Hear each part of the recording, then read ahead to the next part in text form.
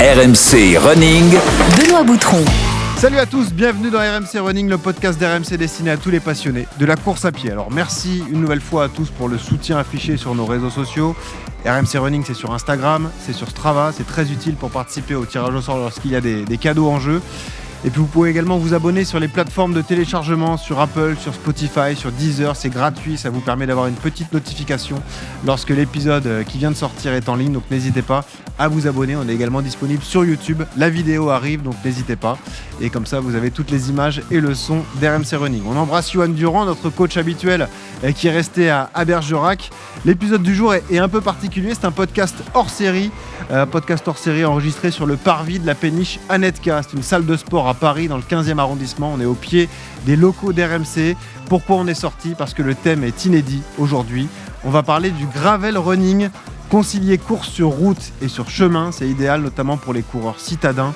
On va prendre des exemples, vous allez le voir, je suis bien entouré. On est avec Romain Berger, qui est chef de produit running chez Salomon. Salut Romain. Salut. Romain, bien près du micro, comme ça on t'entendra bien. Ça marche. Voilà, magnifique, merci Romain. Un ami d'RMC Running, Juan Arbelaez, notre chef colombien qu'on a déjà reçu dans RMC Running, notre coureur et trailer. Salut Juan. Salut, merci de l'invitation. Bienvenue, on est ravis de te voir. On est également avec Valentin Charles.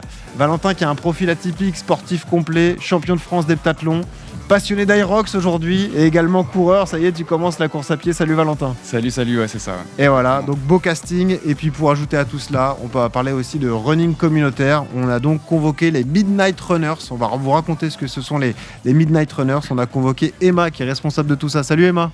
Salut, enchanté. Sois la bienvenue également dans RMC Running. On précise donc qu'on mettra en avant un modèle de Salomon, parce que Salomon est précurseur sur ce gravel running. On mettra en avant le modèle Aeroglide 3 Gravel. On fera gagner une paire d'ailleurs à la communauté si vous nous regardez en vidéo. Romain vient de vous tendre la basket, elle est magnifique et vous pourrez voir tout cela. Allons-y donc sur ce thème, le gravel running. Romain, on va s'adresser à toi tout de suite. C'est forcément nouveau, ça parle à tous les fans de cyclisme, le gravel, parce qu'on a l'habitude de voir ça en vélo. On a même vu les étapes du Tour de France passer sur des chemins. Les vélos sont un peu particuliers. Votre idée, c'était ça ? C'était de permettre à ceux qui font à la fois du chemin et de la route d'avoir le modèle idéal pour pouvoir avoir sa pratique sur les différentes surfaces, différents terrains ? Ouais, ce qu'on a constaté concrètement, c'est que suite au Covid, concrètement, le running, ça a explosé. Aujourd'hui, c'est plus uniquement un sport, c'est véritablement un mode de vie. Et le runner, en fait, il regarde pas forcément le terrain sur lequel il court.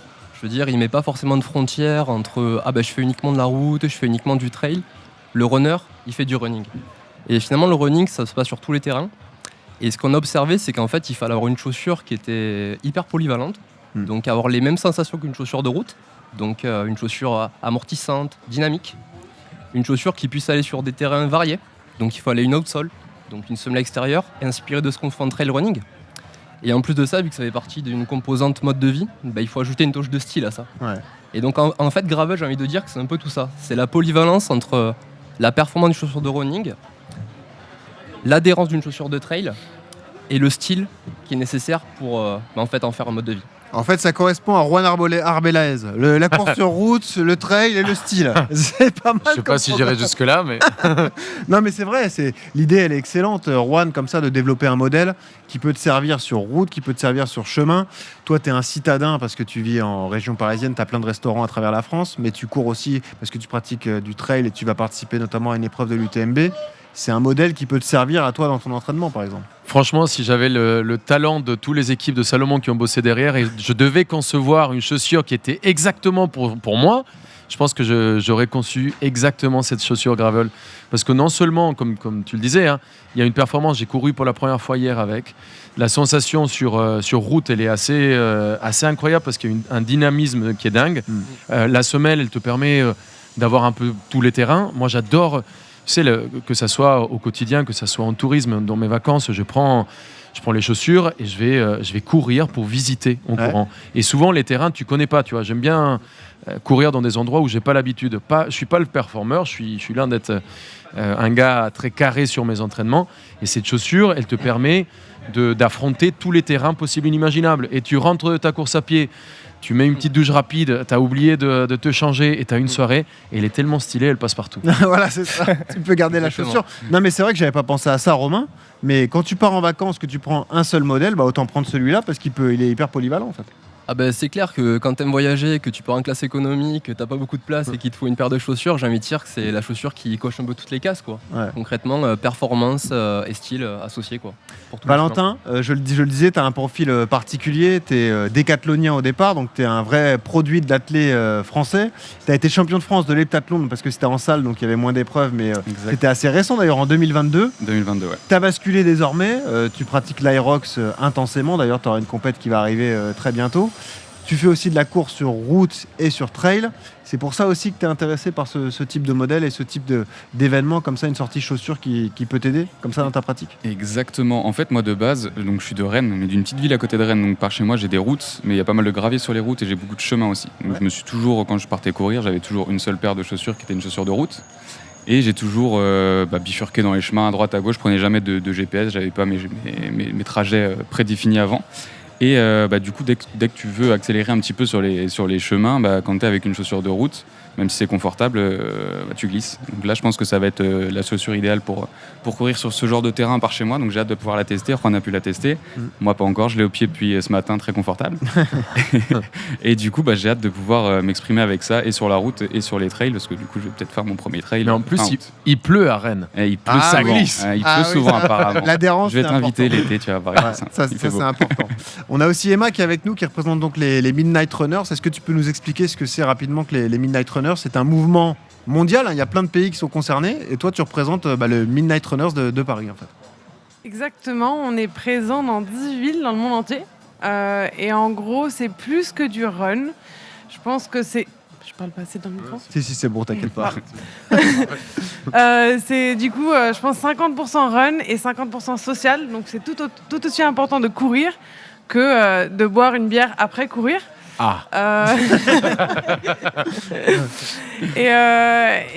Du coup, cette chaussure me fait surtout penser pour nos runs. En tout cas, ici à Paris, on court le jeudi à Montmartre. Comment faire du dénivelé à Paris, c'est à Montmartre. Ouais. Et je pense que cette chaussure est vachement bien adaptée pour Montmartre parce que c'est du coup un mélange de route et de dénivelé. Je sais particulièrement le funiculaire, descendre et monter le funiculaire avec des chaussures normales, tu glisses vachement. Alors que je pense qu'avec cette chaussure, j'ai pas encore testé, mais je pense qu'avec cette chaussure, c'est la parfaite combinaison pour affronter du coup Montmartre. Parce que vous, Salomon, on va rappeler l'histoire de Salomon, Romain. Au départ, vous étiez une marque pure trail. Vous avez développé beaucoup de produits, des produits de qualité, etc. Vous avez bifurqué aussi sur la route, parce que sur la route, vous avez équipé de grands champions. Moi, je pense à Anaïs Kemener, qu'on connaît bien, qui a fait des sacrés chronos de référence au marathon, moins de 2h30.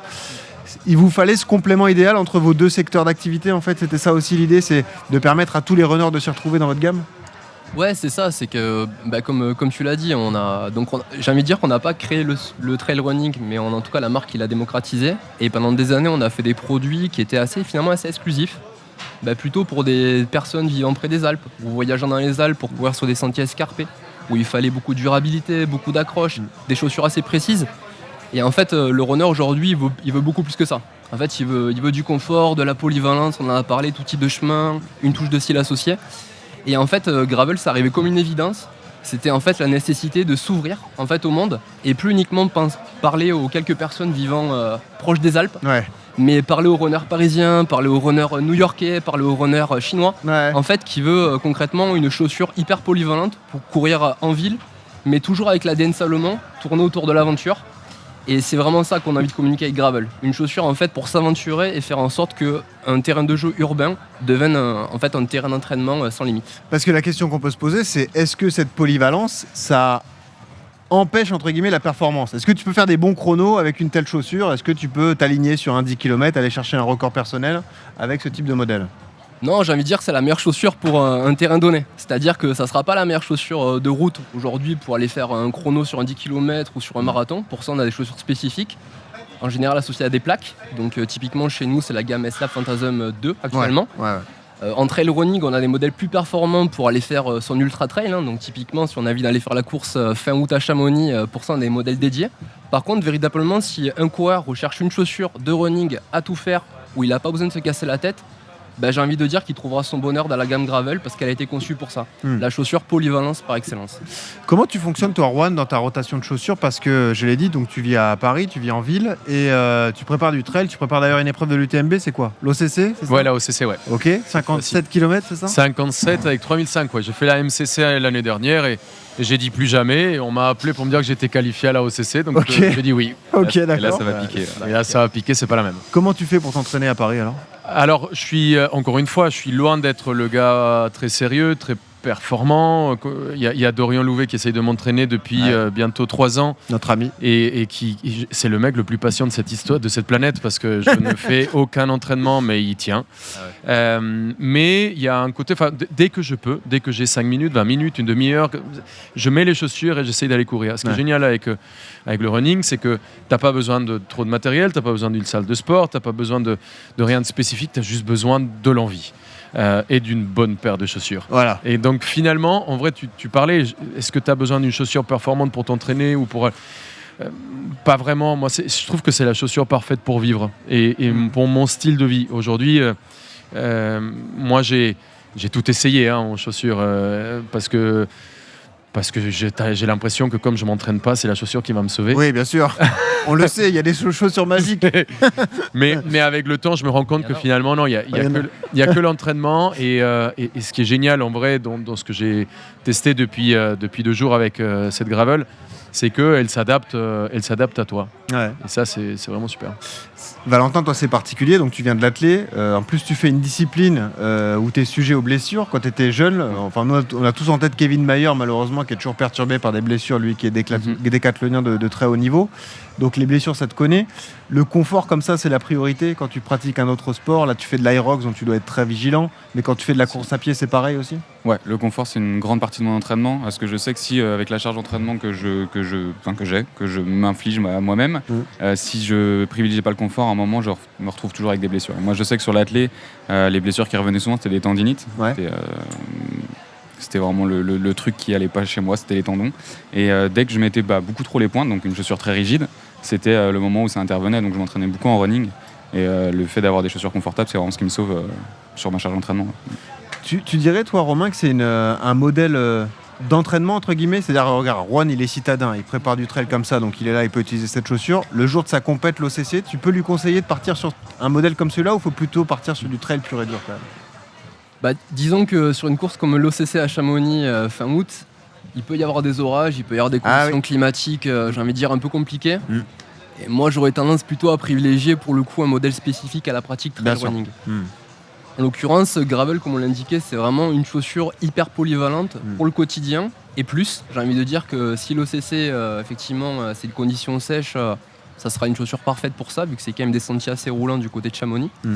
Mais j'aurais plutôt tendance à recommander une chaussure plutôt trail running. Voilà. Quelle est la différence technique entre les deux? C'est l'accroche de la semelle, c'est la tenue du pied dans la chaussure, c'est quoi la diff? Du coup, il y a pas mal de choses. Donc en fait, sur cette chaussure, donc l'Aeroglide 3 Gravel, donc déjà il y a un composant qui est ce qu'on appelle la semelle intermédiaire, donc la midsole en anglais, qui est là en fait intègre une mousse qu'on considère de super critique. Ça devient une super chaussure. C'est pour ça tout à l'heure tu as parlé de chaussures magiques, on pourrait y revenir, mais cette chaussure, je considère que c'est une super chose alors. Elle est en quelque sorte magique, ouais. Hier, je courais hyper vite alors que ça fait longtemps que je cours pas. Non, je les ai mis, j'ai pas compris ce qu'il faisait. C'est une chaussure qui fait courir plus vite, il faut qu'on soit d'accord là-dessus. Voilà. Ok, d'accord. Ensuite, c'est donc globalement une chaussure de trail en général, elle a tendance à avoir une mousse qui est légèrement plus rigide en fait pour apporter plus de stabilité. Ici, on a une mousse qui est à la fois hyper molle, hyper dynamique, vraiment en fait pour à la fois offrir du confort et du dynamisme au coureur. C'est pour ça que, comme Juan le dit, ça ressemble à une mousse de chaussure sur route en fait. C'est une chaussure, c'est une mousse de chaussure de route en fait. Avec ça, en général, donc sur une chaussure de trail, on a une semelle un peu plus rigide. On a aussi ce qu'on appelle un upper, donc une tige qui est en général un peu plus étroite. En fait, encore une fois, pour faire de la précision, vu qu'en trail running, globalement, il va falloir bien placer le pied pour être stable et éviter de se faire une cheville. Ici, en gravel, encore une fois, le but, c'est d'être hyper polyvalent. Donc, on ne va pas faire cette chaussure pour qu'elle soit adaptée au terrain les plus techniques, mais pour qu'elle soit adaptée à la fois pour courir ici sur les quais à Paris, aussi bien qu'aller s'aventurer dans un bois. Donc, du coup, il y aura un chaussin un peu plus large. Et il y a surtout une semelle extérieure, en fait, avec des crampons de 2,5 mm, alors qu'en trail running, on va plutôt tourner autour de 5 mm. des crampons qui vont être conçus plutôt pour la boue, les rochers, éviter que ça glisse, alors qu'ici vraiment l'objectif c'est d'apporter un agrément en Ouais. tout cas de sécurité pour le coureur qui va à la fois courir sur route et à la fois sur chemin. Donc on n'est pas sur une chaussure de trail, faut vraiment qu'on se le dise, on est sur une chaussure en fait tout chemin. Nous, notre définition, c'est gravel, parce qu'on considère Vraiment, que ouais. derrière le mot gravel, il n'y a pas uniquement un argument rationnel d'une chaussure qui est construite, C'est ça, il ouais. y a aussi un état d'esprit. Ouais. C'est-à-dire que l'état d'esprit, c'est tourner autour de l'aventure, tourner autour du partage, tourner autour des communautés et tourner autour aussi d'un mode de vie. Et cette chaussure, elle se distingue vraiment par rapport à ça de chaussure de trail. Donc une semelle beaucoup plus molle, beaucoup plus dynamique, beaucoup plus de confort au niveau de la tige, délacée, alors qu'en trail running, on aura tendance à avoir un quick lace, la technologie propre Salomon qui est là pour offrir un bon... C'est l'espèce d'élastique qui est croisé et que vous avez juste à tirer avec. Ouais, exactement, voilà. c'est hyper simple, ça fait Ouais. un bon ajustement au niveau du pied. Mhm. Et aussi la grosse différence qu'on a appliquée sur Gravel, c'est vraiment encore une fois au niveau de l'esthétique. Mhm. Donc on travaille avec des designers chez Salomon, donc on appelle CMF, donc couleur, matière et finition, donc qui ont travaillé vraiment très fortement sur ce modèle en fait pour apporter toute une somme de détails, donc à la fois au niveau coloriel, à la fois au niveau texture, en fait pour simplement avoir la fusion entre une chaussure de running et à la fois une chaussure qu'on peut porter dans la Tu fais rue. comme Rouen, quoi. Tu Voilà. cours avec, tu vas au resto après, quoi. Et personne te critique sur tes pompes. Faut les laver un peu Ouais. avant, quoi. C'est tout. T'as fait un peu de chemin. Ouais, Un petit coup de chiffon. j'ai envie de dire qu'elle est encore plus belle une fois qu'elle est un peu sèche. C'est ça, bah oui, comme ça. T'es authentique. Ouais, c'est ça, c'est plus authentique. Emma, parle-nous des runs que vous organisez à Paris. C'est quelle récurrence? C'est quel type de distance? Quel type de niveau, d'ailleurs, sur vos différents runs collectifs? C'est 2 fois par semaine. Ouais. Du coup, le mardi, c'est sur les quais. On fait 10 km sur les quais. On accepte tous les niveaux. J'ai envie de dire ça, mais après, on a tendance à être plutôt rapide. On est des coureurs rapides, mais bon, on accepte quand même tous les niveaux. Et le jeudi, du coup, on court à Montmartre. Et puis, on va le mardi, on est à peu près. On passe pas inaperçu. D'accord. On est à peu près 200 le mardi. Ok. Donc on est une belle troupe et le jeudi à Montmartre, c'est des pavés et c'est plus petit, donc on est une 60aine à courir à Montmartre. Mais c'est pareil, tu le disais, en fonction des conditions météo, c'est tout au long de l'année. Ça peut arriver au mois de novembre, au mois de décembre, quand il pleut, quand il fait pas beau. Exactement, et on est là, on court sous la pluie, à Montmartre sous la pluie. Ouais. Donc effectivement, c'est une chaussure qui peut être pas mal en termes d'adhérence, parce que Montmartre, ça peut être très vite dangereux sous la pluie avec les pavés. Il faut adhérer au club, tu peux t'inscrire seulement pour un run. Comment ça marche? On passe via une application externe, mais Ok. oui, faut s'inscrire. Il faut être très rapide parce qu'il y a vachement de demandes. Ok. Comme je disais tout à l'heure, il y a vachement de... Enfin, le running, c'est devenu de plus en plus une mode, une Ouais. traîne, et on veut absolument courir en groupe. Ouais. Et donc, faut être hyper rapide pour s'inscrire. Le plus dur, c'est d'être inscrit. Ouais, Après, le non, reste, mais limite, ça roule. mais vraiment. Ouais, d'accord. Ok, faut être réactif à ce moment-là, après c'est réglé. concept. Et après, c'est réglé. Parce qu'après, lors du run, il y a vraiment ce côté social où il y a zéro pression de D'accord. qui court le plus vite ou quoi. C'est rencontrer du monde. Et on mise aussi, on fait pas mal de renfo aussi pendant nos runs. Donc, Ok. c'est 2 km de run, et puis on s'arrête faire du renfo. Et ça, on le divise comme ça. Et je pense que le côté social est tout aussi important que le run au final. Ouais, parce que c'est se motiver et l'émulation collective pour y aller, quoi, pour Mais se forcer à sortir. même moi, à titre personnel, parfois, j'ai pas envie de courir, mais j'y vais juste parce que je vais voir Ouais. mes potes. Ouais, c'est sûr. Et après vous sortez, vous mangez, vous buvez des coups, Alors, apparemment. manger, c'est une option. On boit des coups, oui. Énorme. Et on peut venir que pour boire des coups. Oui, on peut. Bah non, généralement, faut partager. Ouais, c'est vrai que Ce qui est bien entendu, pratique, quand c'est même, que Ouais. ce qui est pratique, c'est que si par exemple Tu tu gardes les cours et après tu vas boire un verre, en vrai, dans ces runs communautaires, Ouais. c'est hyper cool parce que la chaussure a quand même une gueule qui est incroyable. Ouais, c'est vrai, non mais c'est sûr. Comme Tout ça, a tu- été réfléchi. T'es pas forcément recalé du bar voilà, dans lequel tu vas aller parce que tu as des chaussures qui peuvent correspondre. Vous avez des pratiques différentes, c'est pour ça que c'est sympa de vous avoir un peu tous. Toi, comment tu t'entraînes, Valentin? Parce que tu fais plus de l'Aerox, donc là aussi c'est un peu communautaire. Voilà, vous avez des partenaires d'entraînement et tout. Exact. Pareil, tu t'entraînes en groupe ou tu t'entraînes souvent seul quand tu fais des sorties de course à pied? Et ben, mes sorties de course à pied sont plutôt seules. Ok. Mes sorties de course à pied sont plutôt seules, mais mes séances d'Aerox sont en groupe. J'aime bien avoir les deux. Ouais. J'ai toujours besoin, moi je fais du sport de base pour un moment pour moi, en fait, pour m'échapper, pour prendre du plaisir. Ouais. Et du coup, le run, je le fais surtout quand je suis chez moi à Rennes, et c'est vraiment mon petit moment pour moi. Et mes séances d'Aerox en groupe, où il y a besoin de motivation, parce que souvent le run, je vais pas forcément chercher au plus profond de moi-même, hein, j'y vais pour le plaisir, alors que les séances d'Aerox sont un petit peu moins agréable. Et là, c'est bien d'être avec des potes. Ouais. Tu as un profil particulier d'ancien athlète de haut niveau, donc c'est pareil, tu as une mentalité de sportif de haut niveau. Donc c'est pareil pour te suivre sur les entraînements. D'Aerox, ça doit être un peu particulier. Parce que toi, tu dois avoir l'habitude de pousser le curseur au maximum à chaque fois. Quoi. Et en plus, on se met par binôme souvent, et je sais que j'ai quelques de mes potes qui m'aiment pas trop. Oh non, merci. Exactement. Tu peux être avec lui, non, c'est bon. Non, toujours à fond là-dessus. Ouais, c'est ça. Forcément, c'est particulier. Juan, comment t'organises tes journées, toi? Alors, tu l'as dit, 20-30 minutes par-ci, par-là. Là, tu étais au Festival de Cannes il y a quelques jours, encore, parce que tu as des événements, tu as des restos un peu partout. Tu peux courir quoi? La nuit, le matin, l'après-midi, entre midi et 2? Comment tu t'organises? Alors moi, le sport, c'est pas juste, comme je le dis depuis tout à l'heure, c'est pas juste une performance, mais ça fait quand même une notion d'équilibre qui est extrêmement importante. Ouais. Si j'ai pas, mais je sais pas, 4-5 heures de sport minimum par semaine, je sais qu'il y a, mentalement, ça va beaucoup moins bien, physiquement, je vais pas me sentir bien. Donc c'est vraiment une nécessité. Donc que je sois à Cannes, j'ai un restaurant, j'ai Copal, donc je bossais le midi, le soir.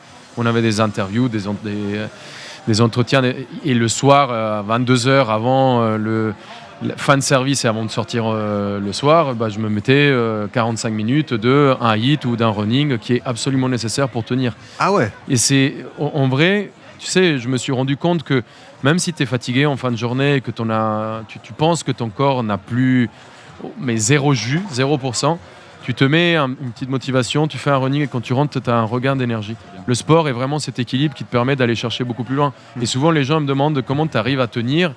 Et sans le sport et sans ce petit pourcentage de plus que tu penses ne pas avoir, c'est grâce à ça que tu as quasiment une double vie derrière qui naît. Au départ, tu peux te dire que ça te fatigue, mais finalement, c'est un apport nécessaire, quoi. Ça te redonne de l'énergie, au contraire. Ouais, je pense que on est...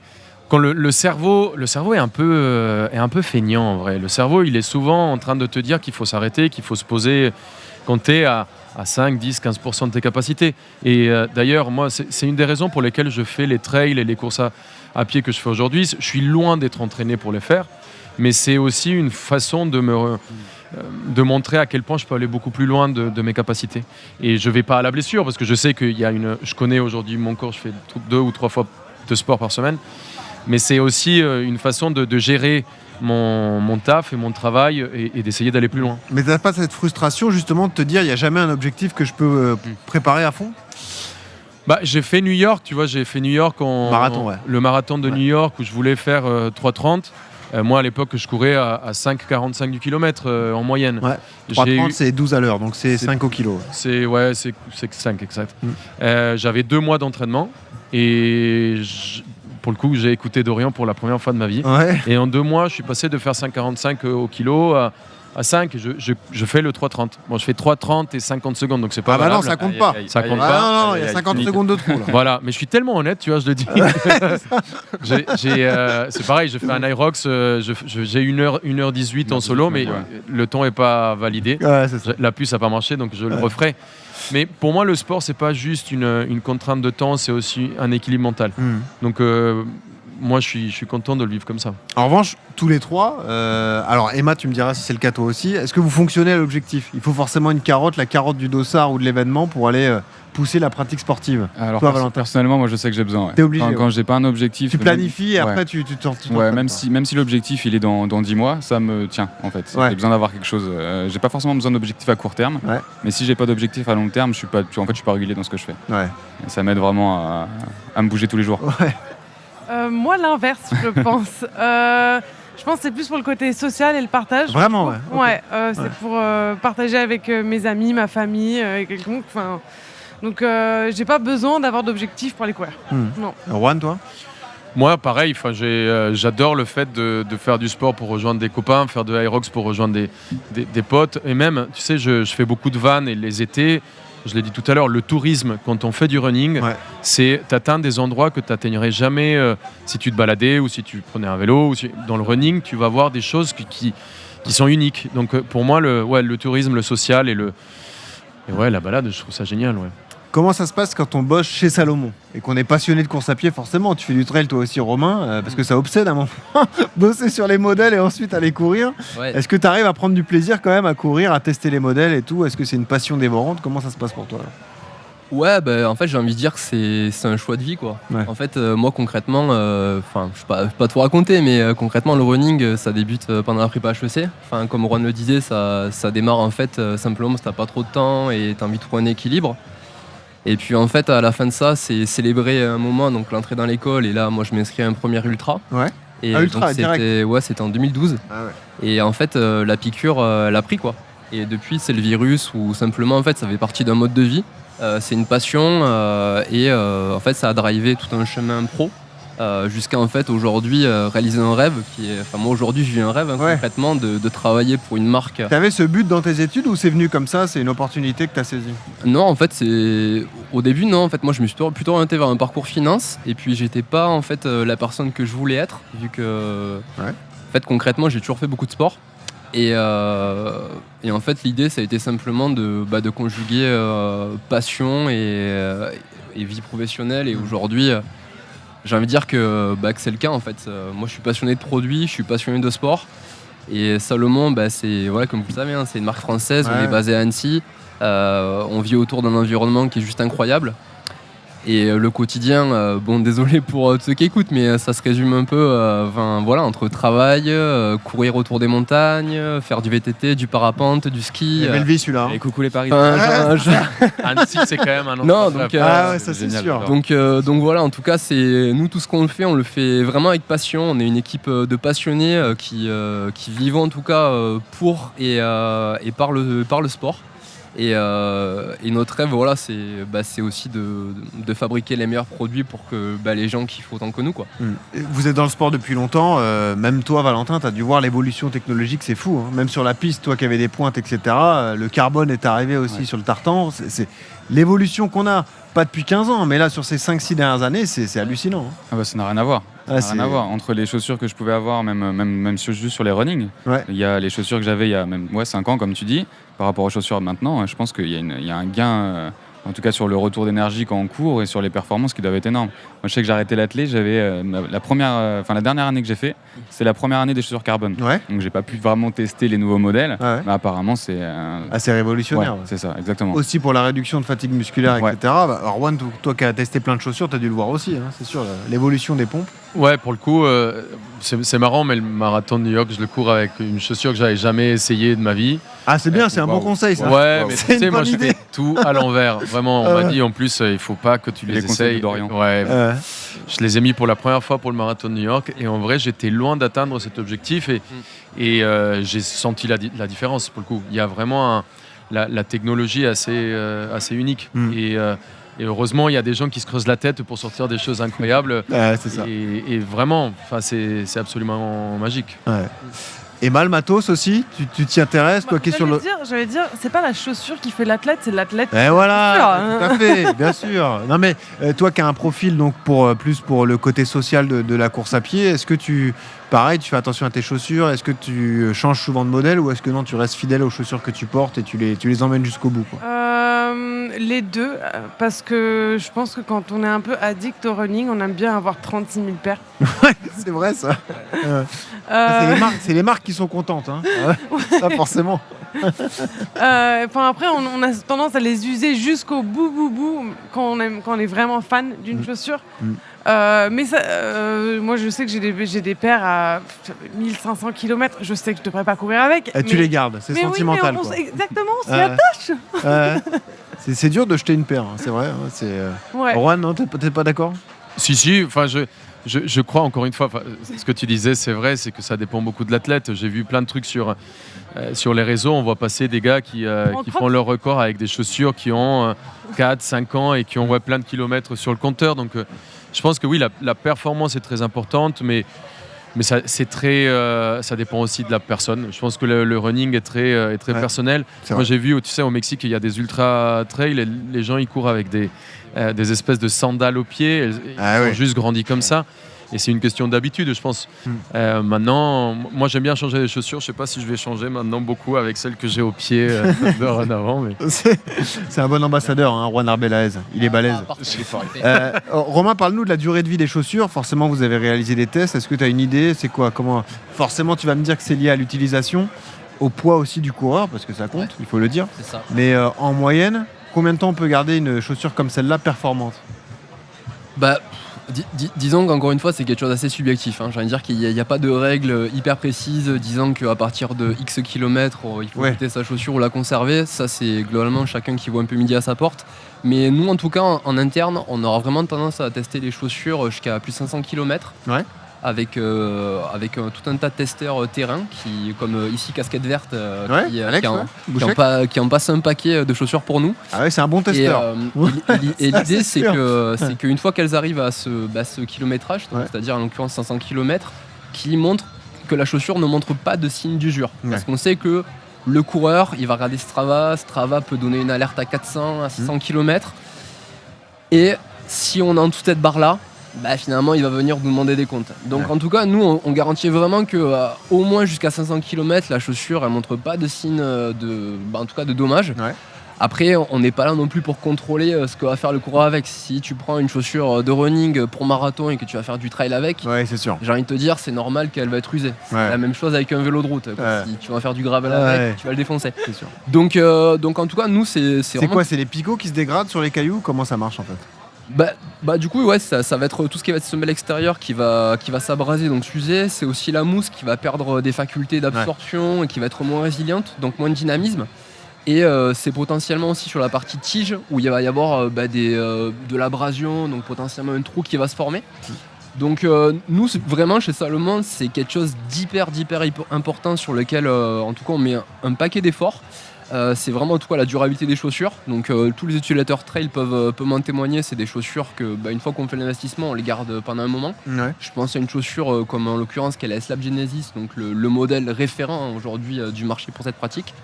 On a des tas de consommateurs qui nous envoient des messages pour nous dire que en fait après 1000 km, la chaussure elle est toujours vivante. Ils l'ont acheté vivante.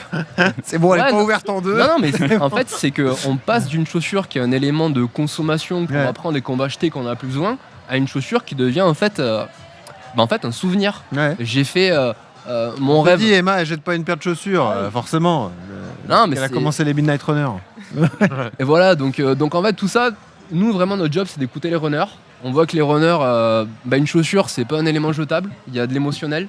Donc ce qu'on veut, c'est garantir que ça dure un moment et qu'ils puissent vivre tout un tas d'aventures avec. T'as ce côté-là, Valentin, toi, la recherche de performance ultime? Dès que t'as du matos, faut que ce soit du top matos, etc. T'es obsédé par ça ou pas? Je sais pas si je suis obsédé par ça, mais j'aime bien. J'aime bien avoir le dernier matos, le dernier truc qui sort pour être au top du top. Mais j'ai toujours gardé des paires de chaussures qui étaient moins à la recherche de performance avec laquelle je m'entraînais souvent. Quand il y avait des gros entraînements, là j'aime bien avoir le bon matos et essayer d'aller chercher la meilleure performance possible via moi et via le matériel aussi. Parce que tu gardes aussi le gain de la top chaussure entre guillemets, donc tu ne pas trop l'utiliser pour pas t'habituer à l'utiliser. Il y a la chaussure de compète et la chaussure de l'entraînement. À l'utiliser régulièrement. Combien il coûte le modèle? On l'a même pas dit d'ailleurs, Romain. Là aujourd'hui c'est 160 €. 160 €, donc hyper bien positionné aujourd'hui sur le marché. J'ai envie de dire c'est une des seules chaussures qui bénéficie de ce qu'on appelle une super foam, donc une super mousse à la fois extrêmement amortissante, à la fois extrêmement dynamique, qu'on va pouvoir retrouver sur des chaussures encore plus haut de gamme qui vont intégrer une plaque carbone pour les jours de course pour battre son record. Donc Aeroglide 3 Gravel, hyper bien positionné. Je peux que vous commander. Chez Salomon, chez Iron, chez tous les revendeurs disponibles. Voilà, vous pouvez la trouver. Les coloris différents, il y a quoi à part celui-là? Il y a jaune, il y a 3 coloris cette année. 3 coloris aux femmes, 3 coloris hommes pour cette saison. Donc vous pouvez voir... Tu les as là, regarde. Ouais, exactement. Et voilà, vous les avez. Vous les montrez, sont très vous les verrez sur YouTube. Voilà les trois coloris. Mais là, je vois que vos semelles, les gars. Donc montrez-moi les couleurs. Ok, d'accord. Rouge, blanche. Et toi, Valentin, quelle couleur alors? Ok, magnifique. Un peu de sable. Voilà. Juste un mot avec vous tous. Quels sont vos prochains objectifs? On l'a dit, Juan, ça y est, t'es focus sur l'OCC. C'est ton prochain objectif en tête, là, ça y est? Déjà, c'est la course qu'on va faire là. Ça va. Maintenant. Un petit run qui est organisé. Et on va manger une pizza et une petite binouse après. Et c'est vraiment ça l'objectif? Là, aujourd'hui, en vrai, je te jure, je cours. Moi, en vrai, je cours beaucoup pour pouvoir manger. Ah oui. J'adore rencontrer des gens, mais beaucoup de mon sport est aussi pour pouvoir me régaler dans la vie. Ah oui. J'ai une vie gravel. C'est ça, exactement. C'est ça. C'est ça. C'est quoi donc à part l'Aerox, on l'a dit, tu pars sur un trail peut-être alors? Apparemment fin août. J'ai plein de copains qui m'ont Fin chauffé août. et du coup je serai du côté de la Clusaz fin août, le 23 août je crois, pour un premier trail de 27 km. T'appréhendes parce que c'est pas tes qualités de base. Donc tu vas le faire. J'appréhende, mais je me dis que c'est pas trop long non plus. Oui, c'est vrai. Donc petite appréhension, mais il va falloir que je me mette à m'entraîner quand même, un peu plus sérieusement sur la course à pied. Emma, t'as un objectif ou pas? Je pars après-demain, je vais à Annecy faire la Maxi Race. Ah, excellent. Tu vois, tu nous dis que tu fais pas de course et tout, donc si, magnifique. Ouais, j'ai hâte. La météo est cool aussi, donc j'ai vraiment hâte. Ah, c'était important, Ouais. Tu Par pars, rapport à l'année tu dernière. pars quand? Je pars jeudi. Jeudi, il y a un gros festival à l'hôtel que je tiens à Annecy si vous voulez venir boire des coups. Hein. Ah bah voilà, tu vois, en plus Voilà, t'es invité dommage. par Juan à aller boire des bières. Par contre, vous allez être moins performant pour la course à pied, Ouais. mais c'est ça, Gravel. Hein. Bon, tu cherches pas la perf, Emma. Voilà. Ah voilà, tu vois, elle vient pour s'amuser, donc elle De peut, midi à minuit à l'hôtel Rivage. Ah, magnifique. Vraiment, Il y a le temps de boire grosse des fiesta. Hein. On attend toute la team Salomon d'ailleurs. Eh ben voilà, pourquoi pas. Rendez-vous pris. Et toi, Romain, t'as un objectif perso là bientôt?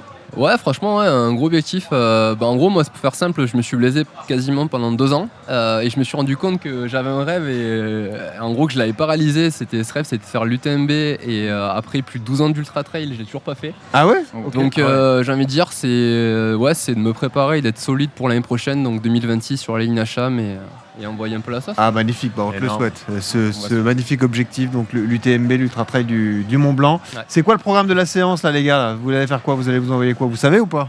Eh ben non. À quelle sauce on va Je ne être mangé, crois pas. chef alors? Ouais, champignons, morilles, un truc comme ça, un jaune. Hein, mais je crois qu'il y a un petit 8 km avec un peu de renfort et quelques relais là-bas sur place. C'est toi, Romain, le chef? C'est toi qui dirige la séance ou Ah, pas? c'est pas moi le chef ce Ah, soir. c'est pas hein. toi. Ah, on va lui donner le piment salé, d'Espelette, voilà. il va nous Ok. assaisonner là.